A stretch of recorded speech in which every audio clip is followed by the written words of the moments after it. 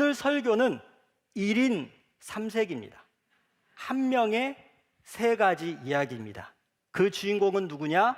신구약을 넘나들면서 가장 위대한 선지자 중에 한 사람으로 꼽혔던 엘리야입니다. 바이블 온 잘 하고 계신가요?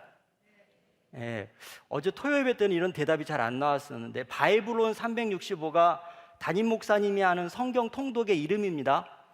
그냥 성경 통독만 알고 계시는데 정확한 이름은 바이블 온 365입니다. 바이블 온 365 4월 11일자가 열왕기상 17장에서 19장의 말씀이고요. 거기에 등장하는 인물이 바로 엘리야입니다. 그 17장과 19장 엘리야의 삶을 통해서 엘리야의 삶뿐만이 아니라 나나 여러분들의 삶과도 밀접한 관련이 있겠구나. 그래서 엘리야에게 임했던 하나님의 은혜와 하나님의 위로와 하나님의 사명을 함께 나누어 보았으면 좋겠다. 하나님께서 특별히 저를 통해서 세 편의 설교를 준비하신 데에는 분명한 이유가 있을 거라고 생각을 하고요. 이 세 편의 설교 중에 무슨 설교가 어느 상황에 어떤 분에게 필요한 말씀이 될지 기대하는 마음으로 설교를 시작하겠습니다. 준비가 되셨습니까? 네. 제가 어제는 까만색 셔츠를 입고 나왔습니다. 이유는 딱 한 가지입니다. 오늘 까마귀가 많이 나오기 때문에. 근데 주일날 까만색 옷을 입고 오면 좀 그렇잖아요. 그래서 제가 준비했습니다. 까만색 텀블러. 텀블러들 잘 가지고 계시죠? 텀블러들 많이 이용해 주셨으면 좋겠어요. 열왕기상은 왕들에 관한 기록입니다. 17장 이전까지는 수많은 북왕국, 남왕국, 유다의 왕들에 대한 기록들이 나와 있다가 17장이 되면 밑도 끝도 없이 족보도 없는 한 사람이 등장을 합니다. 어떤 백그라운드를 가졌는지, 무슨 스펙을 가졌는지, 누구의 아들인지조차도 나와 있지 않습니다. 그저 요단 근처 길르앗에 우거하는 자 중에 한 디셉 사람이라는 그런 단서밖에 없습니다.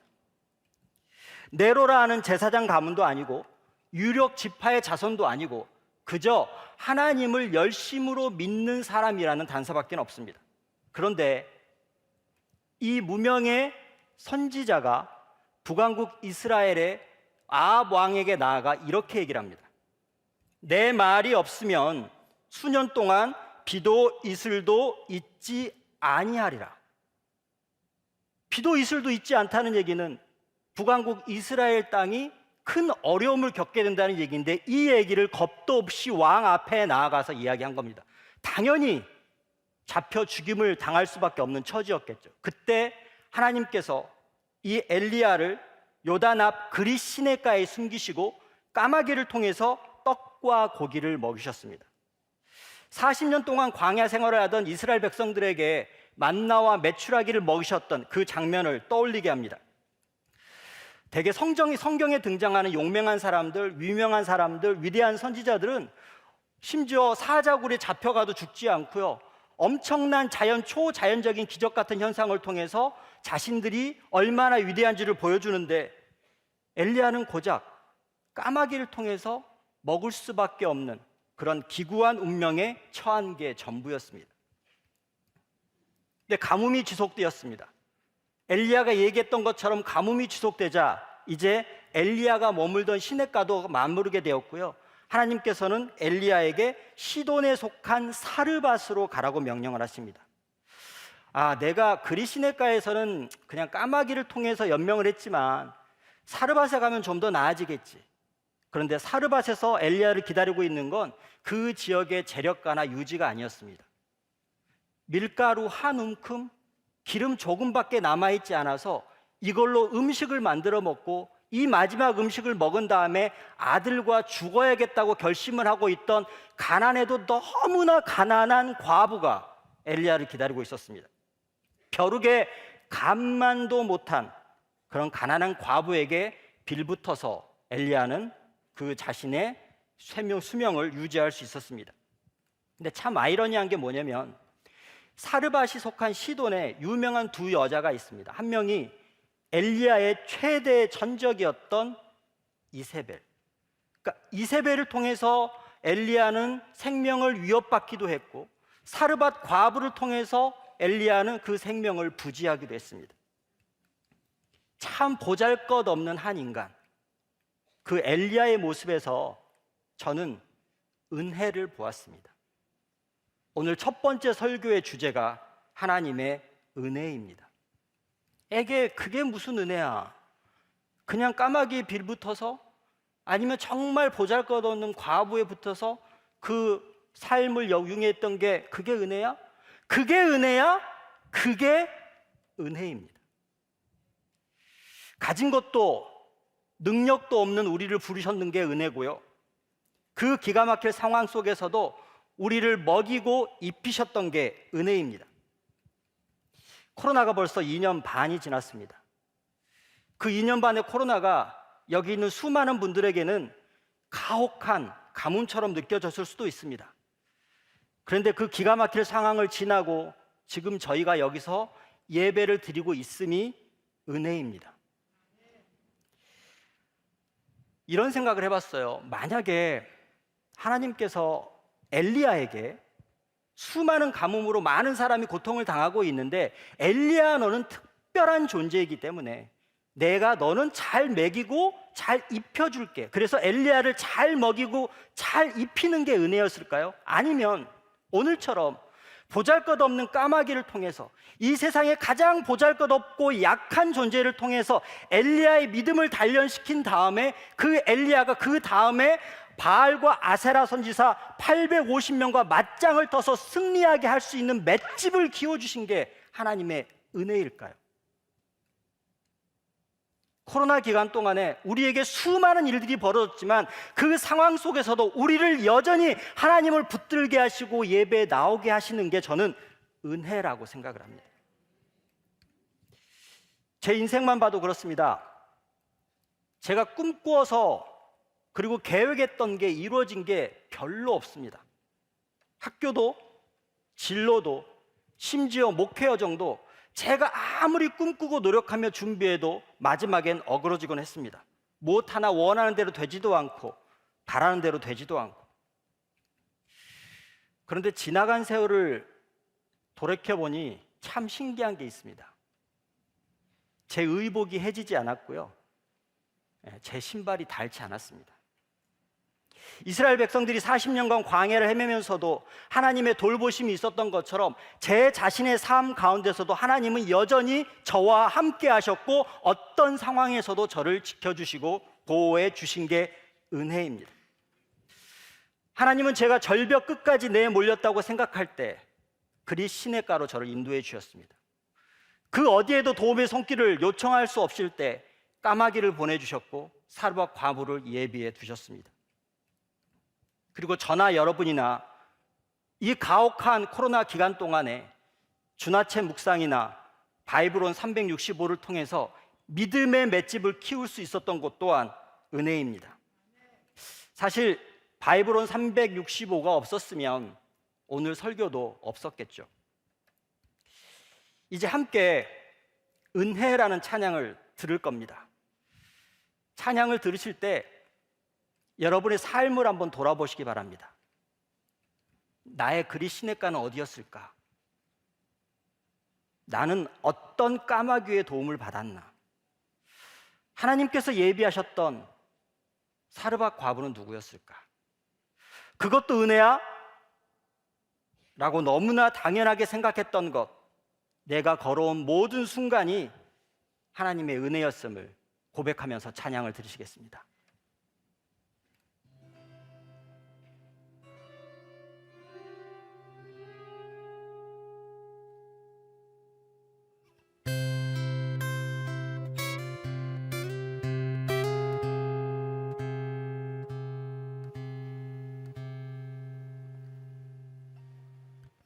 내가 누려왔던 모든 것들이, 내가 지나왔던 모든 시간이, 내가 걸어왔던 모든 순간이 당연한 것 아니라 은혜. 은혜였소. 내가 하나님의 자녀로 살며 오늘 찬양하고 예배하는 삶, 복음을 전할 수 있는 축복이 당연한 것 아니라 은혜였소.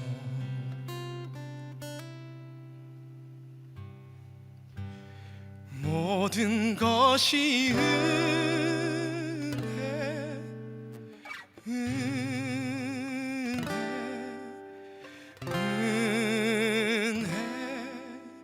한없는 은혜. 내 삶에 당연한 것 하나도 없었던 것을 모든 것이 은혜였소. 모든 것이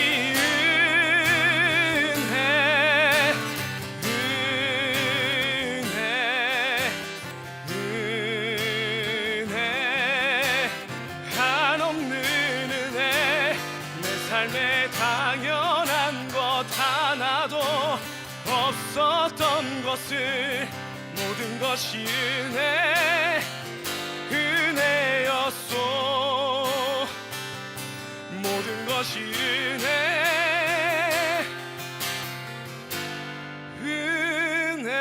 은혜였소.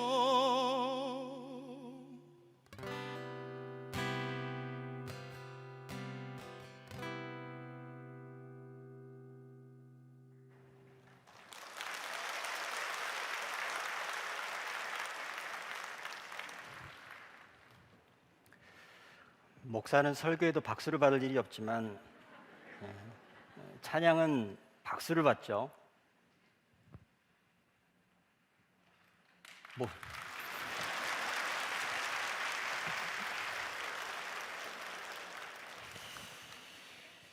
모든 것이 은혜임을 믿으십니까? 네. 이제 하나님의 은혜를 경험했고요. 믿음의 맷집을 키웠던 엘리야가 다시 전장으로 나아갑니다. 바알 선지자 450명 그리고 아세라 선지자 400명과 갈멜산에서 850대 1의 맞짱을 뜨게 됩니다. 그리고 우리들이 잘 아는 것처럼 이겼습니다. 이제 갈멜산에서 전설적인 승리를 거둔 후에 엘리야의 앞길은 꽃길처럼 열려 있을 줄 알았습니다. 이제 엘리야는 더 이상 무명의 선지자가 아니라 바세라와 바알 선지자와 싸움에서 이긴 하나님의 사람으로 모든 사람들이 다 알아주고 인정해 줄 줄 알았습니다. 이제 더 이상 숨지 않아도 되고 까마귀나 사르밧 과부에게 빌붙지 않아도 될 줄 알았습니다. 바알과 아세라가 판치던 우상의 시대가 아니라 참신이신 하나님이 다스리는 그런 북왕국 이스라엘이 될 줄 알았습니다. 그런데 생각지도 못했던 반전이 열왕기상에서 이어집니다. 이세벨이 엘리야를 반드시 잡아 죽이리라 이를 갈며 쫓게 되고 엘리야는 다시 도망을 칩니다. 북왕국 이스라엘에 있던 엘리야가 아합과 이세벨의 영향력이 미치지 않는 남왕국 저 끝 유다 부엘세바까지 도망을 쳤는데도 본인이 깨림직해서 하룻길을 더 간 광야의 로뎀나무 아래에 멈추어서야 기진하여 쓰러집니다. 그리고 열왕기상 19장 4절에 이렇게 이야기합니다. 자기가 죽기를 원하여 이르되 여호와여 넉넉하오니 지금 내 생명을 거두시옵소서. 나는 내 조상들보다 낫지 못하니이다 하고 기구한 처지, 도무지 나아질 것 같지도 않은 그런 상황, 너무나 무기력한 자신을 돌아볼 때 뾰족한 수도 없고 그래서 죽여달라고 하는 겁니다. 하나님 저 죽여주세요. 근데 죽여달라고 한 사람이 누구입니까? 우리가 너무나 잘 알고 있는 위대한 선지자 엘리야입니다. 어떻게 하나님이 붙든 저 위대한 엘리야가 저런 상황 가운데서 하나님께 죽여달라고 얘기할 수 있을까? 저 정도밖에 안 되나? 그런데 그렇습니다. 엘리야만요? 우리도 마찬가지입니다. 말씀의 은혜를 받고 난 후에, 기도의 응답을 받고 난 후에 묵상하라고 하는 다음에 깨달음을 얻은 후에 우리는 모든 걸 다 가진 것 같습니다. 내가 모든 걸 할 수 있을 것 같고 세상이 내 편 같습니다. 그런데 잠시 뒤돌아서 내 삶의 현장으로 돌아오면 내 편은 아무도 없습니다. 난 아무것도 못할 것 같습니다. 그 누구도 나를 도와줄 사람이 없을 것 같습니다. 그게 현실입니다. 주위에서는 저를 비웃습니다. 너가 하나님의 사람이야, 은혜 받았다며. 근데 왜 그 모양이야? 그 상황 가운데 엘리야가 너무나 힘겨워 지친 그 상황 가운데 하나님의 천사가 엘리야에게 나타납니다. 근데 엘리야에게 나타난 하나님의 천사가 어떤 거창한 약속이라든지 밝은 미래를 얘기한다든가 이런 것도 아니고요. 너 선지자 왜 그거밖에 안 돼? 라고 질책하지도 않습니다. 그냥 딱 한마디 이야기합니다. 열왕기상 19장 5절과 7절에 두 번에 걸쳐 기록되어 있는데요. 어루만지며 그에게 이르되 일어나서 먹으라. 근데 이걸 그냥 종이에 있는 아니면 여러분의 핸드폰에 있는 걸로 보면 별로 감흥이 안 와요. 근데 제가 여러분들에게 이렇게 한번 얘기를 해볼게요. 일어나 뭐 좀 먹어.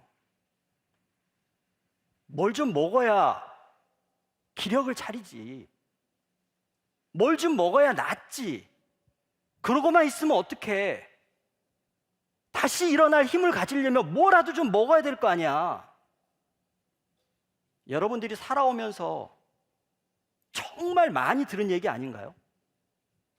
사랑하는 부모님한테 들었던 얘기, 할머니, 할아버지한테 들었던 얘기, 아내나 남편한테 들었던 얘기. 아니 지금 내가 사랑하는 그 누군가에게 지금 그 이야기를 할 수도 있어요. 일어나서 뭐 좀 먹어. 뭘 먹어야지. 이게 하나님의 천사가 엘리야에게 나타나서 와서 하신 딱 한마디 말씀입니다. 이 한마디 말을 통해서 두 번째 설교의 주제가 있습니다. 하나님의 위로. 하나님의 위로. 지금 이 말씀을 듣는 여러분들 중에도 엘리야처럼 나 로뎀나무 아래에서 죽고 싶어. 더 이상 못 참겠어. 더 이상은 못 견디겠어. 내 편 아무도 없는 이 세상 가운데 내가 살아서 뭐 하나. 내가 코로나를 일으킨 것도 아니고 왜 이런 시련이 나에게 다가와서 나를 이렇게 힘들게 하나. 그런 심정으로 오늘 예배에 참석하신 분들이 계실 것 같습니다. 그저 상한 마음으로 홀로 눈물 흘리는 여러분들에게 하나님의 위로가 임하길 바랍니다. 저도 한동안 우울증과 대인기피증으로 힘들었던 때가 있었습니다. 목사가 우울증 이런 거 걸리면 안 되잖아요. 그리고 목사가 대인기피증이 있으면 어떻게 목회를 해요? 사람을 보기가 너무나 무서운데. 하나님을 위해서 열심히 사역했는데 저에게 돌아온 건 더 큰 책임감 그리고 온갖 불평과 불만들이었습니다. 그런 얘기를 들으면서 어디 하소연할 것도 없고 하소연한다고 해결될 것 같지도 않고 그래서 그나마 하소연을 할 수 있는 곳을 찾아서 무작정 차를 몰고 달렸습니다. 그리고 도착한 곳이 원로 목사님, 소천하신 원로 목사님이 묻혀 계신 판교 공원묘지였습니다. 그 공원묘지 앞에서 이렇게 제가 말씀을 드렸습니다. 목사님, 저 너무 힘들어요. 목사님이 그렇게 사랑하셨던 교인들의 시선이 이제 무서워요.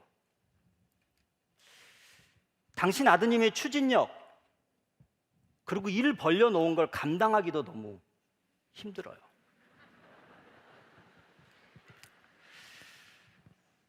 불법 주차는 여러분들이 하시는데 욕은 왜 제가 먹어야 되죠?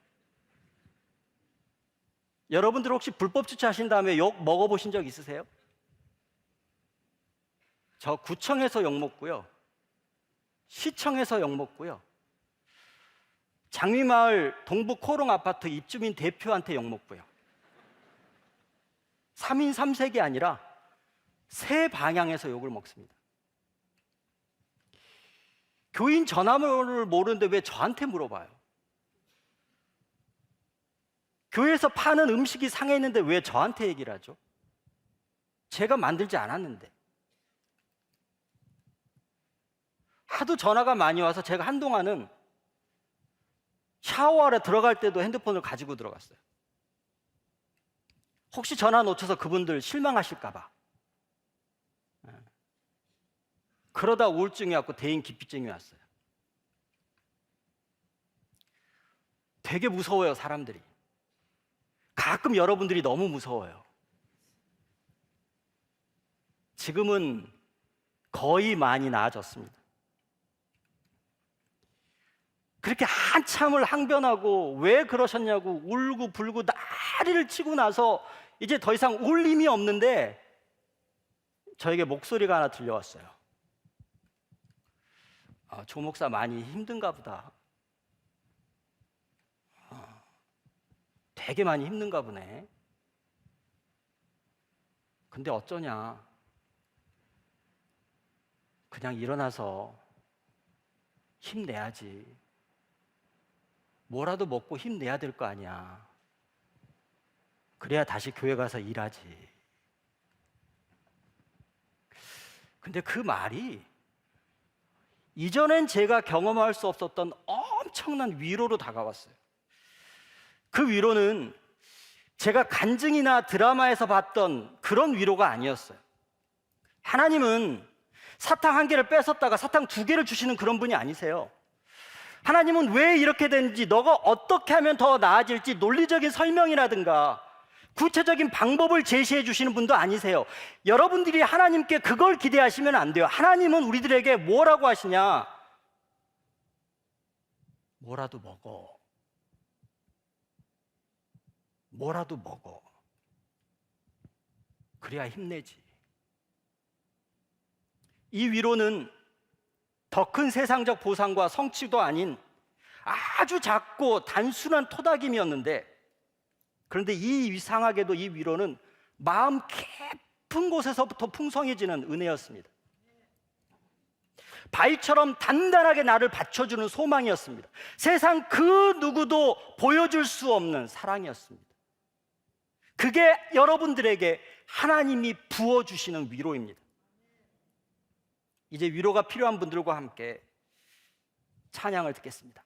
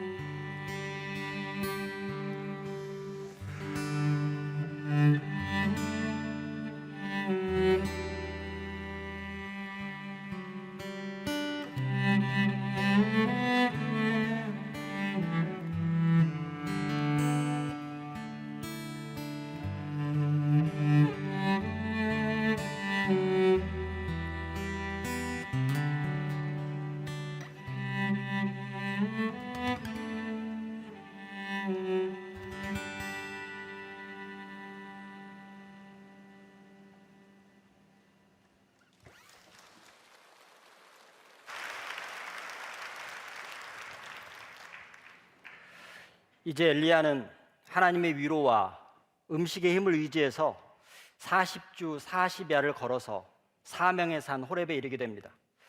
하나님께서 모세를 부르셔서 사명을 주셨던 그 호렙산에서 하나님께서는 엘리야에게 다시 사명을 주십니다. 열왕기상 19장 9절에 이렇게 기록되어 있습니다. 엘리야야, 네가 어찌하여 여기 있느냐? 그러자 10절과 14절 두 번에 걸쳐서 엘리야가 이렇게 답을 합니다. 그가 대답하되 내가 만군의 하나님 여호와께 열심히 유별하오니 이는 이스라엘 자손이 주의 언약을 버리고 주의 제단을 헐며 칼로 주의 선지자들을 죽였음이오며 오직 나만 남았거늘 그들이 내 생명을 찾아 빼앗으려 하나이다. 하나님은 엘리야에게 네가 왜 여기 있냐고 물어봤는데 엘리야는 뭐라고 얘기하냐면 제가 하나님을 열심으로 섬겼고 하나님만 알고 하나님의 종으로 살아왔는데 지금 벌어지고 있는 사실을 보면 하나님의 사람들이 모두 아합과 이세벨에 의해서 죽임을 당하고 있고 저는 여기까지 쫓겨왔고 이제 저도 곧 죽을 겁니다. 이렇게 하나님께 항변을 하고 있습니다. 모세를 하나님께서 부르셨을 때도 온갖 핑계를 대고 온갖 볼멘 소리를 댔는데 엘리야도 하나님이 자기를 부르는 그 상황 가운데서 딴소리를 합니다. 저 힘들어요. 근데 엘리야나 모세의 모습 속에서 우리들의 모습을 보는 건 아닌가요? 지금 막 부르고 있어요, 우리들을. 근데 우리들은 계속 하나님께 딴소리를 합니다. 하나님은 동문을 하는데 우리는 서답을 합니다. 하나님은 이걸 요청하시는데 우리는 이걸 요구합니다. 근데 이 기가 막힐 상황에서 엘리야가 뭐라고 하든 하나님은 모세와 동일한 모습으로 모세에게 나타났던 그 모습, 불이 있으나 불 가운데 계시지 않는 모습으로 나타나서 엘리야에게 사명을 주십니다. 뭐라고 사명을 주시냐? 하사엘에게 기름을 부어 아람의 왕이 되게 하고 예후에게 기름을 부어 이스라엘의 왕이 되게 하고 이스라엘에게 기름을 부어 선지자가 되게 하라. 오늘 세 번째 설교, 하나님의 사명입니다. 하나님은 호렙산에서 엘리야에게 다음 세대를 이어가기 위한 하나님의 일을 이루어갈 사명을 주셨습니다. 하나님의 스토리를 이어갈 세 명의 주인공을 엘리야가 모두 기름을 붓고 엘리야가 모두 애언을 합니다. 호렙산 사건 이후로 엘리야의 삶에는 변화가 일어납니다. 물론 호렙산 이전에도 엘리야는 하나님께 쓰임받는 종이었고 위대한 선지자였습니다. 근데 호렙산에 이르러 1대1로 하나님을 대면하는 순간 엘리야는 자신이 가지고 있는 모든 것을 내려놓습니다. 내려놓을 수밖에 없었습니다. 자기를 할 수 있는, 자기 스스로 할 수 있는 게 아무것도 없었기 때문에. 그렇게 하나님과 1대1로 대면했을 때 자기의 모든 권리를 다 내버려 두고 하나님이 쓰시고자 하는 모습으로 바뀌어가기 시작했습니다. 오늘 엘리야처럼 인생의 제일 밑바닥까지 내려간 분들에게 하나님은 아주 작은 세미한 음성으로 뭔가를 얘기하실 겁니다. 근데 우리들이 우리 주변을 보고 우리의 상황을 보면서 두려움과 절망에 빠져서 그 소리는 너무 커서 하나님의 아주 작은 미세한 소리를 못 들을 수도 있습니다. 근데 엘리야가 하나님의 은혜와 하나님의 위로를 받고 나서 하나님의 세미한 음성을 들을 수 있었던 것처럼 여기는 우리 모두는 하나님의 은혜를 받았고 하나님의 위로를 경험했기에 하나님이 들려주신 아주 작은 세미한 음성을 들을 수 있습니다. 저도 다 끝난 것 같은 상황에서 일어나 뭐 좀 먹고 교회 가야지 라는 그 음성을 듣고 연약한 무릎을 일으켜 세워서 지금 다시 이 자리에 있습니다. 어떻게든 나에게 주어진 만나교회에서 사역, 목사로서의 부르심, 거기에 최선을 다해서 충실하게 해야지. 하나님이 나한테 일어나서 먹고 교회 가라고 했으니까 일어나서 먹고 교회 가서 뭔가를 해야지 라고 이 자리에 서 있습니다. 그런데 그 사명이, 제가 바뀌고 나서의 사명이 이전의 사명과는 조금 달랐습니다. 제가 바뀌기 전에 제가 받았다고 느꼈던 그 사명은 제 욕심이 있었습니다. 제 욕심과 내가 잘해야지, 잘 보여야지, 내가 욕은 먹지 말아야지, 제가 가지고 있는 욕심과 하나님의 영광을 교묘하게 얽혀서 제가 그걸 사명임내하고 포장을 하고 있었습니다. 근데 그 사명이 바뀌면 저 하나님 이런 자리에 있게 해주세요, 저 하나님 이런 일 하고 싶어요, 저 이렇게 비춰지고 싶어요 라고 굳이 피력 안 해도 됩니다. 그렇게 되면 이세벨의 서슬퍼런 그런 두려움도 떠나갑니다. 제 주위에 어떤 줄이나 어떤 백이 없어도 상관이 없습니다. 세상에 아무리 아우성을 치더라도 그냥 그건 흘러가게 내버려 두고 하나님이 나에게 들려주시는 아주 세미한 음성에만 귀를 기울일 수 있습니다. 그러면 주님의 은혜와 위로가 다시 임하게 됩니다. 참 신기해요. 은혜와 위로가 임하면 사명을 얻게 되고요, 사명을 다시 발견하면 은혜와 위로가 임하고요, 은혜와 위로가 또 임하면 그 사명을 지속할 수 있는 힘이 또 주어져요. 이게 엘리야의 삶이었어요. 이게 모세의 삶이었어요. 이게 주님 그리스도가 걸어가신 길이에요. 그게 우리가 걸어가야 할 길이에요. 오늘 은혜와 위로를 경험한 사랑하는 성도 여러분, 여러분의 호렙산에서 다시 사명 앞에 서기를 도전합니다. 그 사명이 여러분의 예측과 논리에 맞아 떨어지지 않을 수도 있습니다. 멋지고 빛나는 그럴듯한 사명과 거리가 멀 수도 있습니다. 그런데 이제 더 이상 나의 승리가 아닌 하나님의 승리, 나의 성취가 아닌 하나님의 영광을 위한 부르심 앞에 서기를 도전합니다. 그래야 우리가 이 기가 막힐 상황을 이겨내고 승리하는 삶을 살아갈 수 있습니다. 이제 마지막 찬양을 듣고 함께 부르기를 원합니다.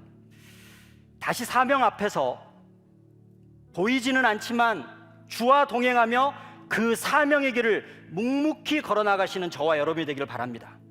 내가 바라는 것, 바라보는 것, 이제 그것들을 말할 필요가 없습니다. 그저 주님께 맡겨드리고 잠잠히 그 길을 함께 가기를 바랍니다.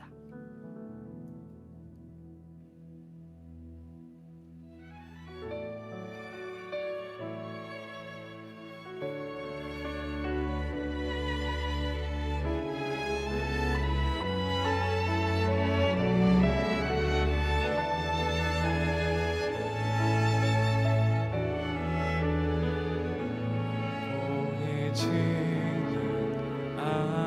않지만 주 동행하는 길 묵묵히 걷기로 정할 때 내 발 이끄시네. 내가 바라는 것과 내가 바라보는 것도 말하지 않아도 아시는 내 주께 맡겨드리리. 주가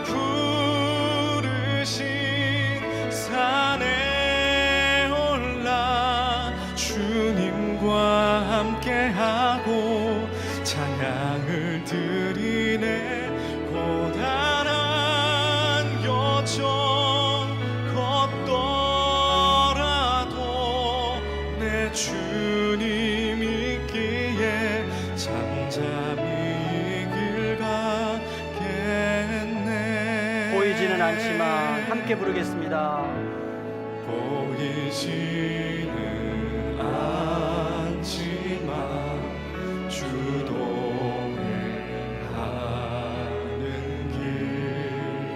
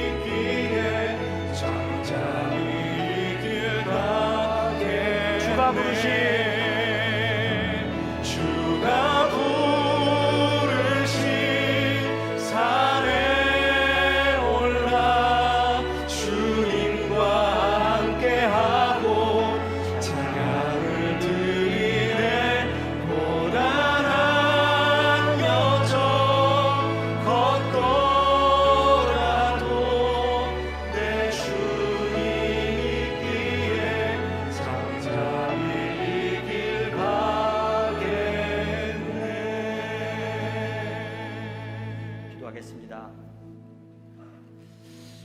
하나님, 우리 모두는 은혜와 위로가 필요합니다.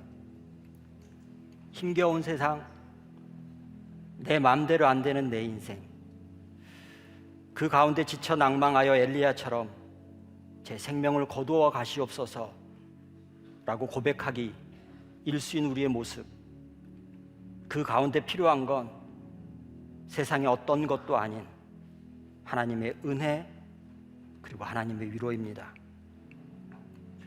보이지는 않지만 그 사명을 가려고 하면 필요한 것 또한 은혜와 위로입니다. 오늘 예배에 참석한 우리 모두들 가운데 하나님의 은혜와 위로를 부어주시고 은혜와 위로의 힘에 의지하여 다시 주님이 주시는 그 사명을 담담히 걸어갈 수 있도록 인도하여 주시옵소서. 고단한 여정이겠지만 주님이 함께 하시면 감당하며 걷고자 합니다. 걸을 수 있는 힘도 주시고 먹고 일어날 수 있는 능력도 허락하여 주셔서 우리 모두가 하나님의 사람으로 쓰임받기에 부족함이 없도록, 그래서 세상을 이길 수 있도록 인도하여 주시옵소서. 오늘도 주님 전에 귀한 예물 담아 올려드립니다. 힘겨운 상황 가운데서도 감사하는 마음으로 드린 예물들 주님 기뻐 받아주시고, 이 예물을 통하여 하나님이 기뻐하시는 일들이 일어날 수 있도록 도와주시며, 우리를 또한 물질적으로 어려움 당하지 않도록 하나님께서 복 내려 주시옵소서. 이제는 우리 구주 예수 그리스도의 은혜와 하나님 아버지의 사랑과 성령님의 인도하심이 은혜와 위로를 받고 사명 앞에 다시 나가기를 도전하는 우리 모두들 가운데 이제로부터 영원까지 함께 하시기를 간절히 축원하옵나이다.